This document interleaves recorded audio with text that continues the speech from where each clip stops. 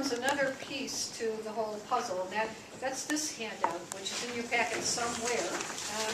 It is called Involuntary Commitment for Mental Illness in Colorado. And one of the things that the governor has suggested, and is still moving its way through the legislative process, is an adjustment to the involuntary commitment section of mental health holds. Currently in state statute, there are 2 criteria for which an individual, if they meet one of those 2 criteria, can be held for 72 hours in a hospital, usually in a hospital emergency room, but in a psychiatric ward or whatever. But that 72-hour hold is either that they are in imminent risk of danger to self or others, is one criterion. The other is gravely disabling language, meaning that their mental illness is so severe that they are gravely disabled, or they are unable to take care of themselves. They're not eating, they're not taking care of their health, they're deteriorating, that kind of thing. And so one of those 2 will provide usually the police, not always, with the authority to be able to bring someone into a hospital for a 72-hour evaluation and involuntary hold. The governor has requested, and the department has been working with many stakeholders, and this was a very tortured process, months and months of discussion on wording, on a 3rd criterion.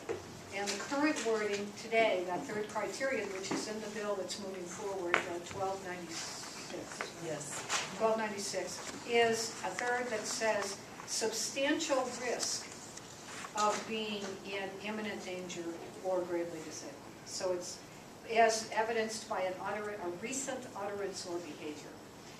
The point being that twofold. The first is that we have heard from a lot of police officers that imminent risk is not defined. The word imminent is not defined in statute. So when they look at imminent danger to self or others, they are interpreting that to be somebody pretty much has to have a weapon in their hand, just about in the act of injuring themselves or potentially injuring a family member or someone else. But before they feel they have authority to bring someone in. When there is a domestic dispute, or when there is a situation where someone is in an episode and they're having difficulty, somebody calls, police arrive, and they'll say, well, what has the person done? Well, nothing, but they're going to, because I know the cycle. The parents will say, or the spouse will say, well, it's getting worse, it's going to get worse. Can't you, we need to do something preventative. And the police will say, well, he hasn't broken the law. I don't have any authority to bring him in. That's very true, but it's very frustrating to family members who are desperate to have that intervention or some kind of a prevention of further de-escalation. And so this concept of having substantial risk of injury to self or others, as evidenced by something recent, that language is currently what's in the bill. I don't know that it's going to be the final product, but I do know that it's currently in the bill. Now, what we're doing here is we're weighing 2 things. We're weighing early intervention to get individual services who may not want those services, who is not necessarily either aware they need the services or wants to resist or does not have the service, or feels that they need to be the ones to control their own lives and their own services. We're weighing that against the family members and others who say, but we really care about that person enough. So it's a civil liberties issue, for sure, as to what criterion do we use to hold someone against their will. And so this conversation is going on. The bill creates, besides this language, which has a delayed implementation date of a year. So if the bill passes, this language will not take effect until July of 2014. And the reason it has a delayed year date is so that the investment that we are hoping will be placed in the community setting for the crisis response teams and the 24/7 hotline and those kinds of things will have a chance to get up and running and in place and all set and ready to go before any potential increase in holds occurs. Because there is a potential that there'll be an increase in the number of people brought into the emergency room, for example, under this potential 3rd criterion. Other states who have looked at this have said, and they're right, and it was our position as Mental Health America as well, it doesn't matter what language you put into the statute. If you don't have the resources there, you could say whatever you want, you're just not going to be able to refer people to resources that aren't there. And so many people who are released from an involuntary hold in the hospital rooms right now and go out back into the public, it's because there's nowhere to get the resources. So that bill is currently underway. It passed the House, it passed the Senate Legislative Committee, and it's now in the Senate, and will be up for, I think it's tomorrow, I think it's tomorrow. And so we'll have someone there to testify in favor of it, but it is moving forward. But I thought it was very important that we have a point of view and a voice here that represents individuals who actually have been through this experience. People who actually have been on the hold, because too often we talk about them, but we don't include them, and we don't have their perspective.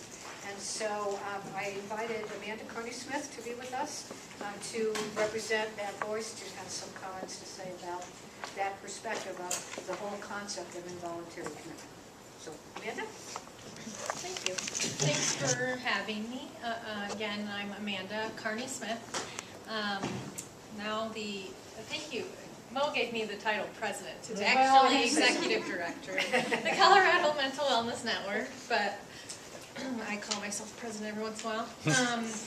We actually have been around, the program itself started in 1998, so we've actually been around for a very long time. We were under the umbrella of Mental Health America of Colorado. So just recently we have sort of stepped out of the organization. It was all very amicable, but it was sort of just to get our own voice, because we partner and we will continue to partner with Mental Health America. But the consumer voice in the community was asking for some independence and some representation. So we went ahead with that. So our mission is to empower Coloradans who are affected by mental health conditions to achieve wellness and further recovery through advocacy tools and peer support, and that's what we provide as an organization. We have lots of workshops, classes, the peer specialists piece that Maria alluded to, we train individuals to become peer specialists in the community. And then we do some advocacy work as we are able. It's just Jennifer and myself, Jennifer Hill. So we're small but mighty. We like to think. We're both pretty stubborn, so we have been testifying on the various bills. We've been involved in all of these task force groups, so it's been a blessing to have our voice there and have it be heard. We feel it's an important one. In regards to the involuntary commitment bill, we absolutely support the concept of a task force. We were on board with the combining of the statutes, but had a few things that we were unsure about. So we're happy that we're going this route with the task force. I can tell you from experience personally and from the folks that I hear from, however, that the current system isn't quite working. So I'm nervous about changing a system and enhancing a system that already has some faults. So we're going to be part of that task force, hopefully, and what we'd like to see is a change in the accountability among the institutions that carry out these 72-hour holds. What I hear most from people is that they feel that they're treated like criminals when they are at an institution because of their mental health conditions. Instead of being treated like it's a health condition, they feel that they're treated like criminals. Everything's taken away from them. They can't talk to anybody. They aren't, it's not easily accessed. A patient rep or an attorney, which is part of the process. They're supposed to be allowed to have an attorney to speak to. When I understand that rarely ever happens. So I've also heard, unfortunately, providers have told me that they have put people on back-to-back holds, which is illegal. So there's obviously some issues, and so we are very hopeful that this process and this task force will address some of these issues. We also totally support the funding that's going into these crisis services, because what we see happening is, and I have a feeling I'm speaking to the choir here, but we see people going into the system and then coming back out with nothing and going sort of back home, back to the situation they were in, which may or may not have been a good one.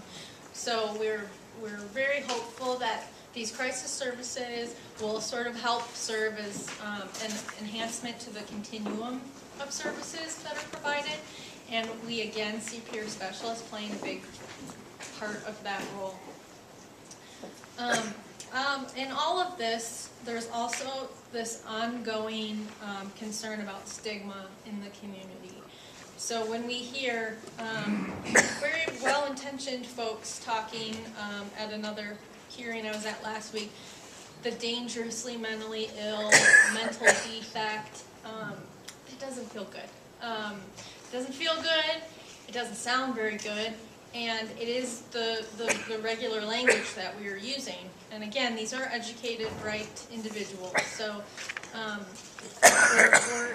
we're afraid that while we desperately need these monies, that the sort of reaction is going to be, well, we need to sort of get these folks under wraps because they're dangerous, and that's not the case. 4% of individuals who have a mental health diagnosis have committed a crime or some sort of violent act. So, and when 1 in 4 people in the United States has an illness, that's a huge number. So we're talking about a very small percentage, and I don't think we should ignore that fact, but I don't think we should further stigmatize folks who already live with such fear. I spoke to a woman last week before I went to testify, in Georgia actually. She has not left her home but once since 2003 because of the fear that she has. She is just petrified, and that's really sad. It's really sad to me. So we get it, and we're on board, and we're ready to work with folks and make this happen, but we're going to be the people that are constantly that obnoxious little voice in your ear that says, well, what about this, and what about this community of people who are already discriminated against on a regular basis. So I think I'm going to turn it back over to Mo, unless there was something else. Okay. Can I just say something on the task force? So Amanda mentioned the task force. As part of the bill, it creates a statute review task force, which I don't know that we made perfectly clear. There will be 29 members that will be a part of this, and they represent different sorts of medical professional groups, the psychologists, psychiatrists, etc., but also NAMI and also Colorado Wellness. I mean, it's a broad spectrum, and their task will be to report recommendations to Director Vika on or before November 1st that would include adding a definition for danger to self or others, and also to amend the definition for gravely disabled. So that is the key element of what's being passed this week. Thank you. The last bill that we at Mental Health America have been following and all the way through the process is 1306.